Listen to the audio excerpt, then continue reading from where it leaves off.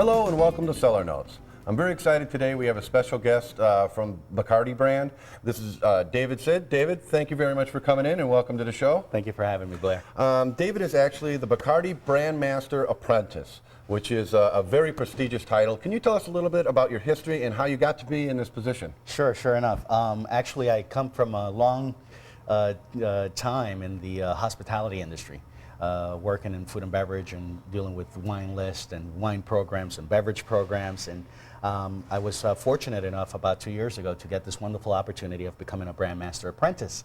And the question I always receive is, what exactly does an apprentice do? That would have been my question.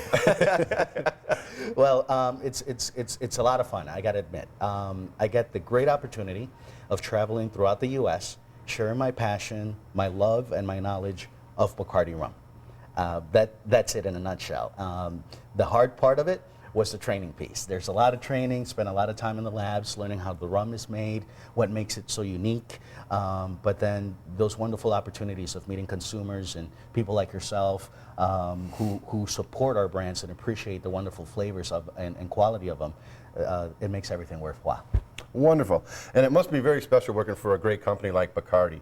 Bacardi has a great history. I know they go back 150 years or so. Can you tell us a little bit about the company, its origins, and where it's come and how it's gotten to where it is today? Sure. It's a very interesting story. Our founder, Don Facundo Bacardi, actually was born in Spain. Now try saying that no, fast. I don't think I will. 5 times fast. Yeah, even I speak Spanish, and sometimes I get a little tongue twist there. So Don Facundo was born in Spain, and in a town called Sitges in Catalonia. And he immigrated to Cuba around 1830. And what happened was that he noticed that rum was very uncivilized. It wasn't truly appreciated like other finer spirits, say cognacs and brandies. So he spent over 20 years of his life studying rum. What happened was that in 1862, he started Bacardi y Compañía, Bacardi Company. And what he did was he launched the first premium-aged light rum in history, Bacardi Superior. And that has been our mother brand ever since. He was also able to create Bacardi Gold and Bacardi Añejo back in that time. Now, as the company grew and expanded, it became the first multinational Cuban company, expanded its wings over to Puerto Rico, here in the U.S., and now we're positioned in Puerto Rico. Our distillery there in Cataño is the largest rum distillery in the world. Mm-hmm. The innovation never stopped. We continued our innovation from the light rum category into the dark rum segment with Bacardi Select. We have products like Bacardi 8 and Bacardi Solera. And that innovation continued in 1995 with the launch of the Bacardi flavored lines. The innovation continues going. We are positioned and proud to be the ambassadors of the rum category throughout the world and the #1 rum brand, premium rum brand in the world today. And I know Bacardi is enjoyed throughout the world, but one of an even more recognizable symbol than maybe the Bacardi name is the bat logo. Yes. So if you could share some of that, where did that come from? How did that come about? How has it evolved? And what does it mean to the company today? Okay, yes, that's it's interesting because I do seminars, educational seminars, and I remember that you partook in one of those. And one of the questions that I ask more than likely is, who likes bats? Out of 50, maybe one person tends to be a biologist who understands the importance of bats. So here in America, the bat has a very interesting connotation. The difference here in the U.S. versus, and not everywhere in the U.S. to be quite honest, but the general population sees it as associates it with horror and negative things. But the truth of the matter is, even within the U.S. and the rest of the world, the bat is seen as something very positive, something that means life and prosperity. And that was the case in Cuba at the time. You see, what happened was that our founder bought a small tin roof distillery, and when he walked in with his wife for the very first time, Doña Amalia, the first thing they noticed was that in the rafters there was a colony of fruit bats. And what Doña Amalia suggested was, why don't we use the bat as a symbol? Now there's 2 very interesting points to this. The first is, illiteracy was a big problem in Cuba at the time, and as a matter of fact, it was probably a problem throughout the world, still in 1862. Not many people read, wrote. So by using a bat, people would recognize the product even if they couldn't read. Oh. The second piece to that was that the bat within the Cuban community, Puerto Rico, Dominican Republic, because of our heritage, Taino Indian, African, Spanish, in all three of those cultures, the bat symbolized something very, very positive: prosperity, family unity, brotherhood. If a bat came into the tent or a hut of a Taino Indian, it meant that an ancestor was sending a good omen from the afterlife. So it was seen with very, very positive views. And even today, it is one of the most recognized emblems in the whole world. And we're very proud to have the bat on our bottles. It is. It's obviously extremely recognizable. Has it changed much over the years? Obviously, the graphics and stuff, or is it still the same basic idea? Well, as anything in life, I think it evolves a little bit. It evolves. The one constant in life is change, they say. So visually, the bat design has changed a little bit through the years, and it's been throughout key moments in the company's history. So you'll see a very, very naturalistic bat in the early days, hand-drawn, very much replicating a real bat. And today you see the black emblem, which is very, very, very much recognized. I run into consumers who actually have body art with the bat. That's how much they love our products. And to all of those out there, thank you very much. It's very recognizable. And yes, it's changed graphically, but even if I showed you a previous version, you'll still associate Bacardi with it because it's so unique in terms of the way it's shaped and the way it's on the back, the red background and everything else. So things didn't change drastically, but it did evolve graphically.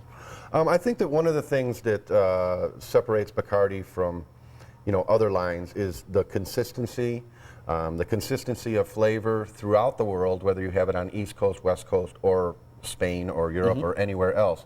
It's always Bacardi. It always is the same. Yes. Can you speak to the fact of how it's made and why it is so consistent? Yes, that's an excellent question, and that's an interesting point.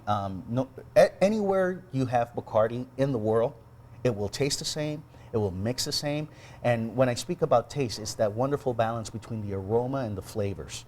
Now, what makes it so unique and how can we achieve this wonderful consistency? Well, there's a few things. First of all, it's over 147 years of tradition. What many of our consumers don't know, and I want to share this with you and your viewers, is that Bacardi is still owned by the Bacardi family. It's the largest privately held spirits company in the world. With that comes a lot of responsibility. The main responsibility when it comes to Bacardi rum is keeping that legacy, the tradition of making it alive. Now, technology has changed over the past 150 years, right? It's not still in a tin shed. Yeah, in a tin roof distillery. Now the distillery is a lot larger. But what hasn't changed is the tradition of making it in terms of what Don Facundo, our founder, said: this has to be done. Do it this way. Technology changed around that, but the process never changed on how to make it. What is this process? Well, for one, we have a proprietary yeast. The importance of the yeast is that every single different strain of yeast will affect the flavor and aroma. In other words, if you're not using the same yeast every time, you're not guaranteed the same flavor every time. So we have the oldest known Cuban yeast strain known to man, but the Bacardi yeast, Levadura Bacardi. Our founder was the first to use charcoal filtration in rum production. So with that comes the responsibility of making sure we're still using similar charcoals that he used for the same purposes. This allows our products to be very, very smooth to the eyes, very appealing to the eyes. It also allows them to be very mixable, like Bacardi Superior. You can use Bacardi Superior in just about anything. You can use a clear spirit, and it'll look the same. It'll taste great. You can use it in anything made with a brown spirit. It may not look the same because it doesn't have the brown spirit color, but that's what makes it so mixable, and you can use it in just about anything you want. Now, another area where our founder very, very much pioneered was in the process of rum aging or maturing the spirit. Now, I'm pretty sure you're familiar with the maturing process of whiskeys or scotch, for example. Absolutely. All right. Well, in the Caribbean, it's very interesting that the maturing process speeds up due to the fact that it's a warmer climate, it's more humid. Oh, sure. So what happens is that instead of having to age or mature a spirit, say 12 years in Scotland, If I were to do that in Puerto Rico, I could reduce that up to 3 times because the maturation speeds up due to that extra heat in the ambiental climate or in the environment. Now, the craftsmanship of Bacardi truly comes through the master blenders. And that's where the tradition, the craftsmanship, and the beautiful art comes into play. Because everything I mentioned was kind of science-like, right? The blending of the spirits. How do I get the right balance? There's a master blender who sits and he analyzes the rums and then he blends them 1, 2, 3. And what happens is that we mature the rums at different ages and we take them from different stages. We filter them differently.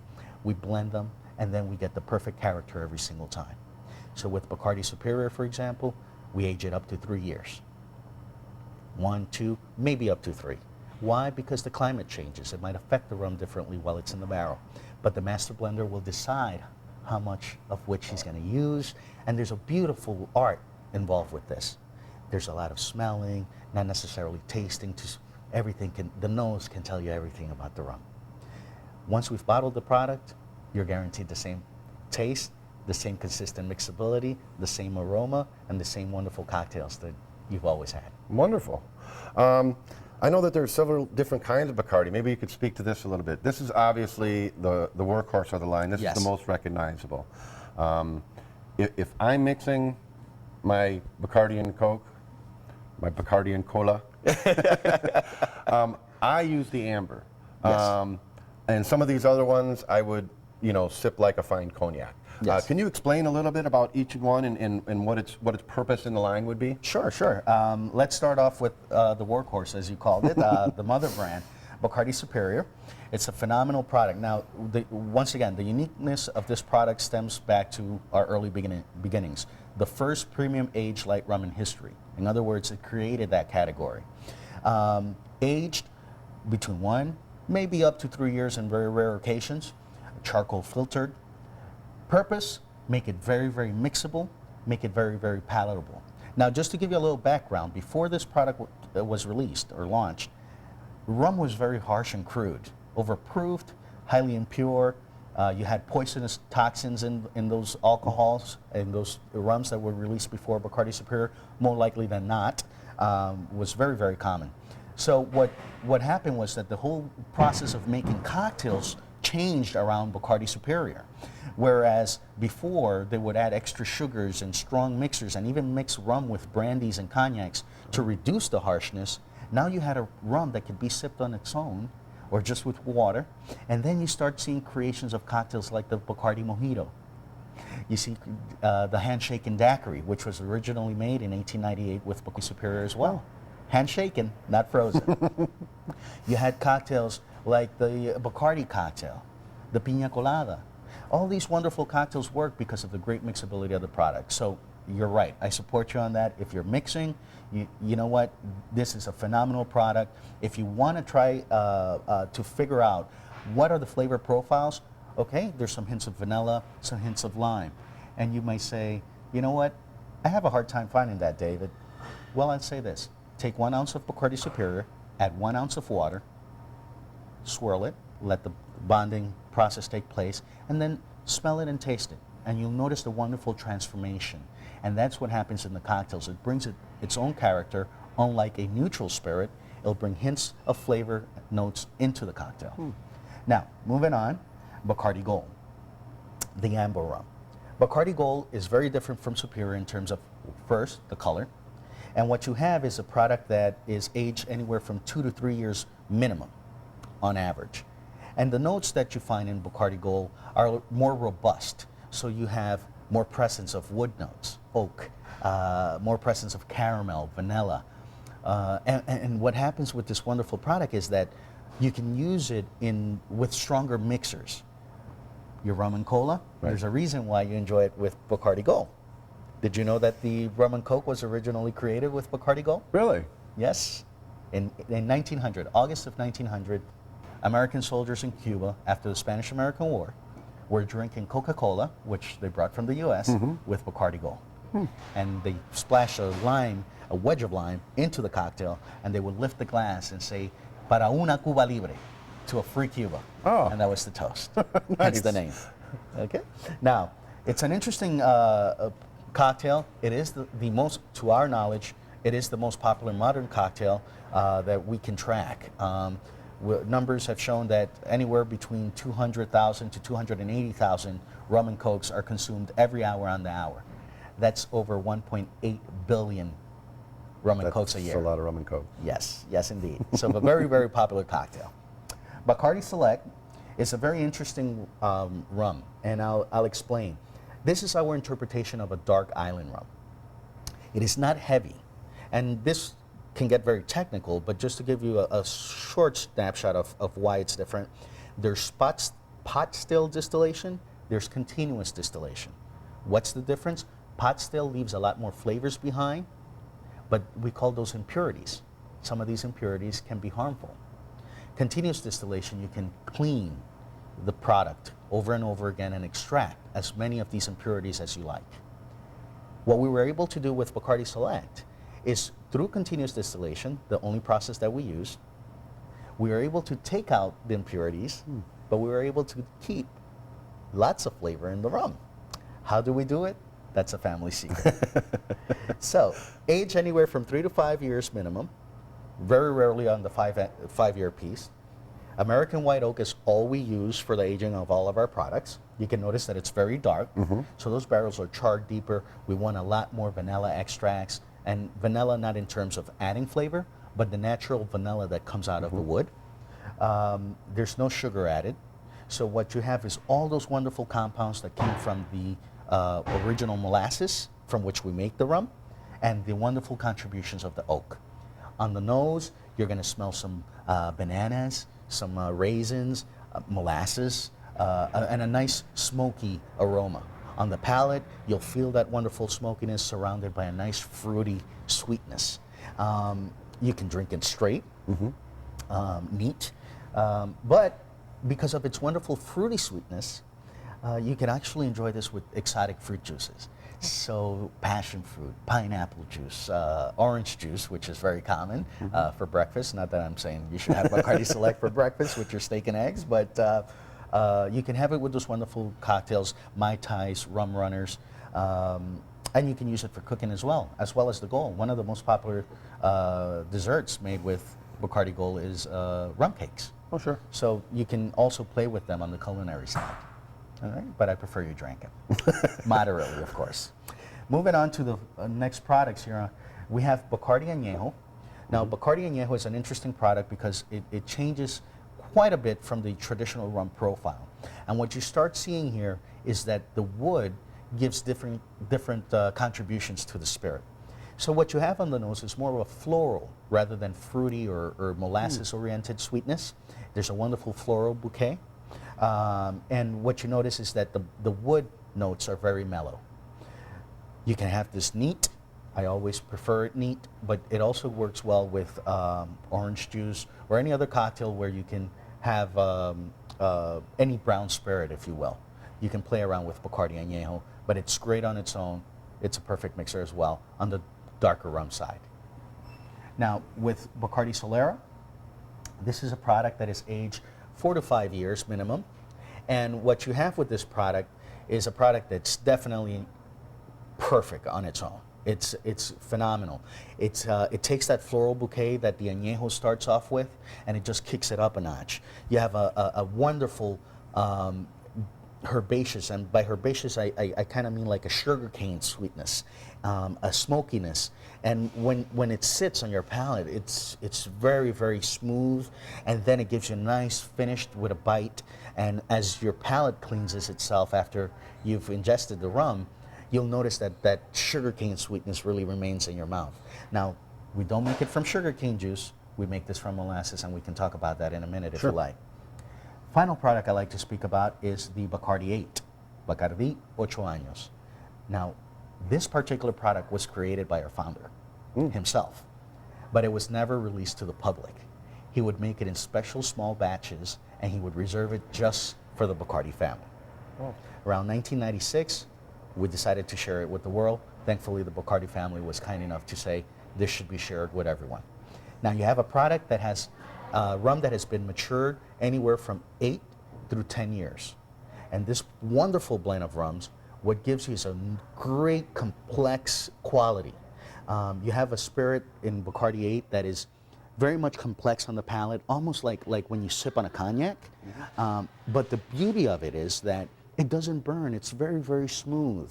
So I have cognac drinkers who step up to me and say, you know what, I enjoy it so much. It doesn't burn me, you know. So I enjoy the complexity without the bad part of having what I prefer, which is the cognac. I hear quite a bit. So you can sip on this neat. You can pair any of these three rums, the Añejo, the Solera, the 8, with cigars if you're a cigar aficionado. You can have the neat. The Select also works well with cigars. And we can save that for another day. That's my little secret. You mentioned this earlier, and I'd like to speak to it briefly, but one of the things that you mentioned about the making of Bacardi, and I know that other rums and other spirits in the Caribbean, in the region, in South America, use sugar cane. But Bacardi does not. They use molasses. Yes. And the reason is? All right, great question. Give you a snapshot of how the process works. Sugarcane is a tall grass, so it's a stalk. When you retrieve it from the field, it needs to be pressed almost immediately. What you get from that pressing or shredding or whatever process might be used, milling, is a substance called sugarcane juice. Okay. It's high in water content and obviously sucrose, sugars. Now, if you take that sugarcane juice, you can make sugar, refined sugar, brown sugar, whatever sugar you want, crystallized sugar, if you will, or you can make rum. Or in Brazil, you can make cachaça, Right. which is a cousin of the rum family. Now, it's interesting, though, that if you make sugar with that sugarcane juice, what you're doing is you're crystallizing the sugars, retrieving them, and then you're leaving a liquid substance behind. That second substance is called syrup, sugarcane syrup. It's a little thicker, less water content. If you were to take that syrup and put it through sugar making process again, what is left behind is blackstrap molasses. All right? Now, that blackstrap molasses is very low in water content. It's very thick. It's almost like when you have honey, if you've never seen it, and it kick up the thickness about by 5, and sometimes it can be so thick that if I had a jar and I put it upside down, as it comes down, I can swirl the glass and twist, and it'll go back in the jar without even leaving the jar. So it can be very, very thick. Here's the difference from a production standpoint and from a quality standpoint.